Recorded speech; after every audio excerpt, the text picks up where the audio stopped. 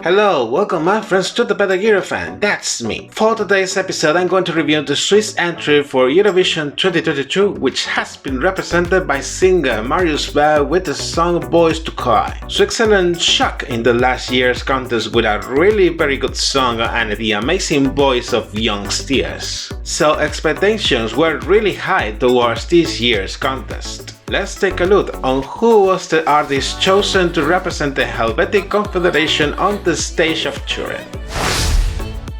Marius Hughley, mostly well known by her stage name of Marius Bear, is a Swiss singer and songwriter. Much before having a musical career, he studied to be a construction mechanic.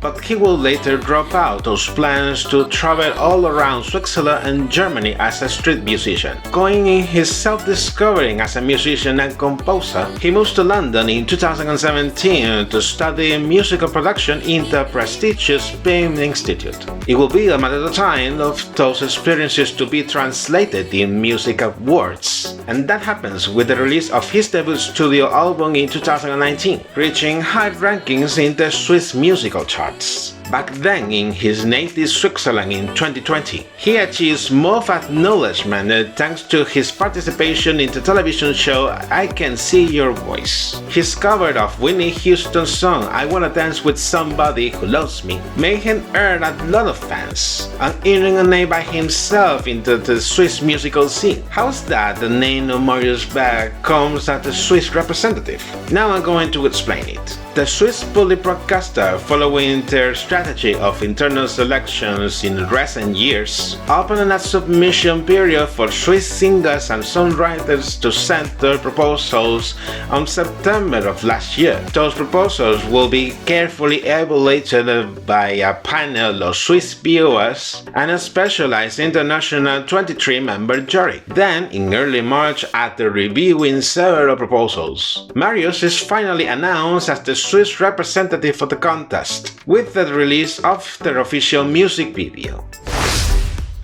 A very touching entry, I must say. Now here comes the respective analysis according to what he has presented in his official music video. Melodically speaking, it's a ballad with blends of jazz, very noticeable with that melodic voice that reminds to great classic performers of the genre like Frank Sinatra or Ray Charles. The lyrics of the song relays the story of a boy who is sad and is containing his feelings, as nobody else knows who's going on with him, doing similarities between his feelings and natural catastrophes, giving us an idea on how he feels, and telling to us enough fearing of the wolf inside of us, that is, our feelings, instead of ignoring them, pretending to be tough and insensitive. It has a really interesting focus, bringing awareness on how impactful can be these sad feelings on people, even if they do not admit it or feel ashamed about it. About the message of the song, it says we should not ignore our feelings whatever they are, and encourage to the rest of the people to do the same. In that sense, Marius has commented he has learned very early to not be ashamed of his feelings, not being afraid to cry or lay bare his weaknesses to the audience, not wearing any emotional armor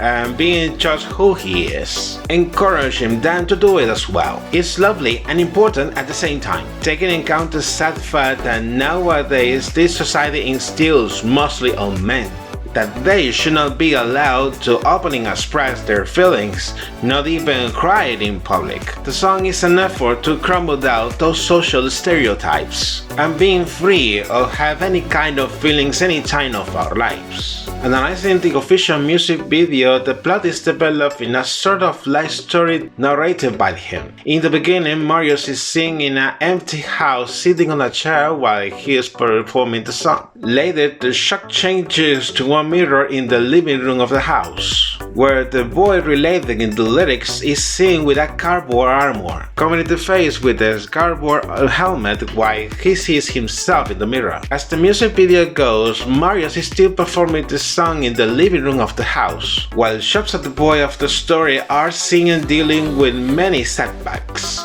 First with a girl rejecting him after offering cotton candy, then later with two bully boys teasing him while he's fishing in a river, with one of them stealing the bucket of fish he has collected before, and the other one throwing the chair to the river. And then after sitting in a dining table with his parents, where they, unable to communicate properly, argue and exchange harsh words while he is witnessing it. In all these situations, the boy's reaction is the same, covering his face with a cardboard helmet to protect himself. There is a tender and concerning moment during the video, in a shot where Marius is seen carrying the boy in his arms, but it's not clear if he is asleep or faint. Anyone can feel identified with this scene. The feelings of sadness can make us mentally collapse to the point of leaving us unconscious. At the end of the music video, Marius takes him off the cardboard helmet just to make evident he is crying,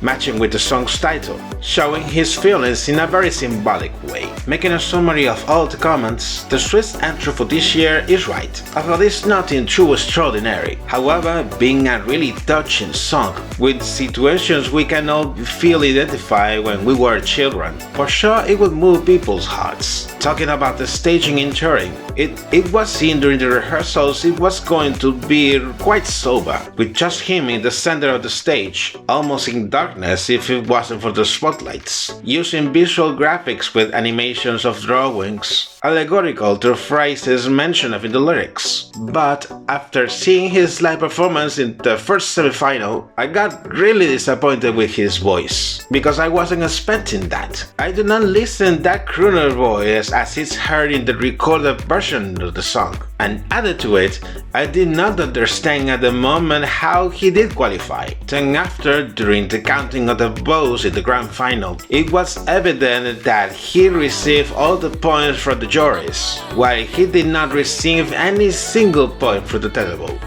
placing 70th. Even so, despite the result, Marius will move forward with his musical career, taking in account he has released his second studio album in last March, titled as the song he has performed in the contest. So he's probably going to be quite busy promoting it in Switzerland and Europe. And you, what do you think about the Swiss entry for this year? Write down your comments here and let's make more discussion. And this is it for today's episode. Before I finish, don't forget to like, subscribe and enable notifications, and follow me in my social media as well. Take care and see you in the next episode. Bye bye.